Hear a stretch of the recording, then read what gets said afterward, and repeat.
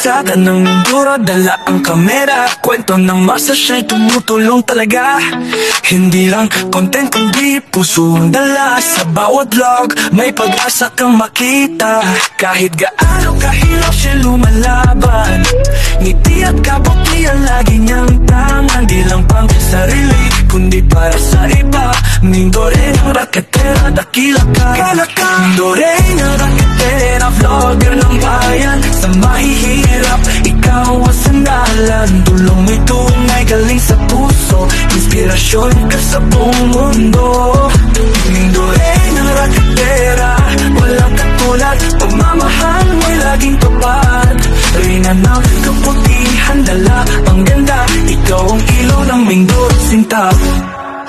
Baryaman o piso, ginagawang milagro. Pinapalitan ng saya bawat lungkot sa puso. Mamatay kumikislap sa iyong pagkalinga. Tunay na bayani sa bagong henerasyon na. Kahit gaano kahirap siya lumalaban, ngiti at kabutihan lagi niyang tangan. Di lang pang sarili kundi para sa iba. Mindore ng raketera, dakila ka. Mindore ng raketera, vlogger ng bayan. Sa mahihirap, ikaw ang sandalan. Tulong mo'y tunay galing sa puso. Inspirasyon ka sa buong mundo.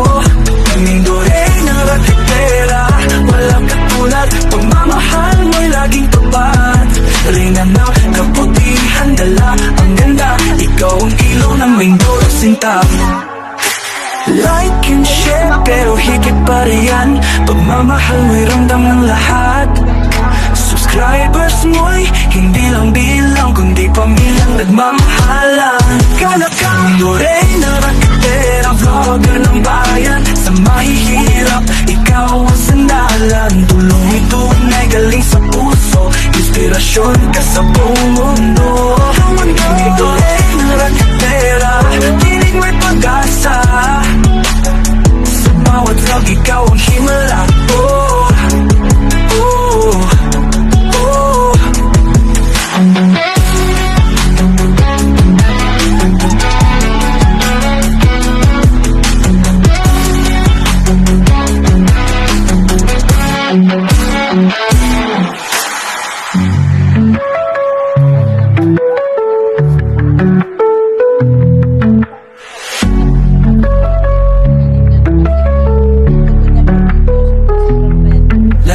Share pero higit pa riyan. Pagmamahal mo'y ramdam ng lahat. Subscribers mo'y hindi lang bilang, kundi pamilyang pagmamahalan. Mindore ng raketera, tinig mo'y pag-asa. Sa bawat vlog, ikaw ang himala. Hello mga kamandaranya! So, nandito tayo ngayon sa bahay ni Jessica Francisco. So, ito yung dapat talaga yung nakaraan ko pang gustong puntahan kasi sobrang busy nga rin sa school. And ito talaga, after ng district, namin kanya, Teacher's Day, talagang ininsist ko na talagang gusto ko na siya mapuntahan talaga ngayon. So, ito nga guys. Hindi ko na-expect na ganito pala talagang kaliit. Guys, akala ko talaga yung baby lang siya. Naku, Jessica, si Tomadak. Akala ko baby lang talaga siya na ano.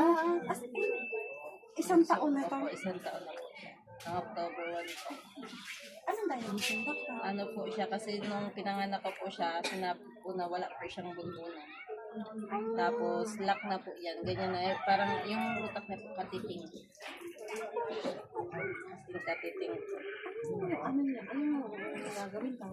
Yung time po sa district, sabi po nila ay 3 neurologist po sa utak. Pero ba't, I mean, dito naman ba ito sa Batangas? Wala. Palapanan, Manila, sa Children's Medical, para mas mag-diagnose siya ng mga surgeon talaga. Kasi mas iba rin yung talaga yung mas high-tech yung ano, para mas maano talaga siya. Kaya nga po kung sa picture, kala niyo po malaki. Sa Oo, personal po talaga. kala ko malaki siyang baby. Dami nga po nag-comment. Nag-birthday siya? May isang araw? Opo, 1 lang po. Ah, Improve ko rin po yan. ang first birthday, oo. Hindi ko na kasi nakakapag-open ko. Nakaraan sobrang busy ko din sa school. Ng ano, support sa mga gustong mag-sponsor kay Friends Kevin. Guys, hindi ko akalain ganito yung maabutan ko kasi akala ko yung baby normal na baby.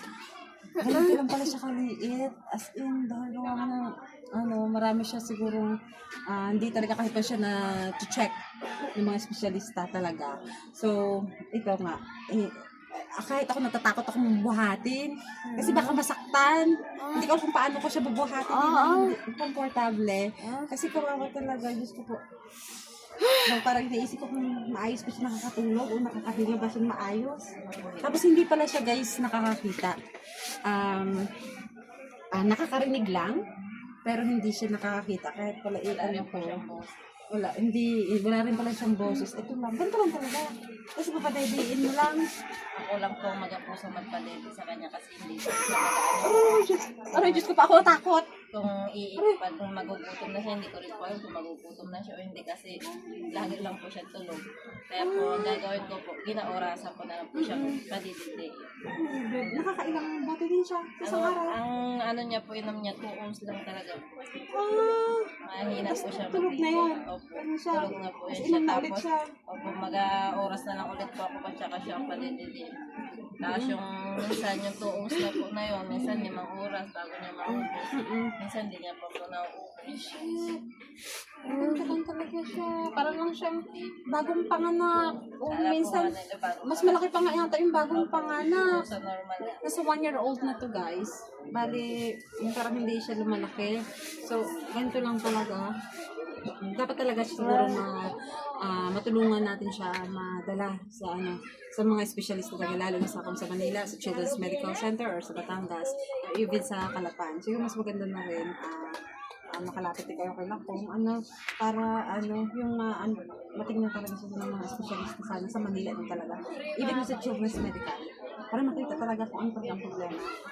Kasi, guys, mas malaki pa yung bagong panganak talaga. Kawawa talaga. Natatakot ako kapitan kung paano ko siya kakapitan kasi nasasaktan. Kasi nga, kaya siya, yung mga buto-buto kasi gawa ng, siyempre yung kunti lang yung laman. Parang hindi ko baka masasaktan pa.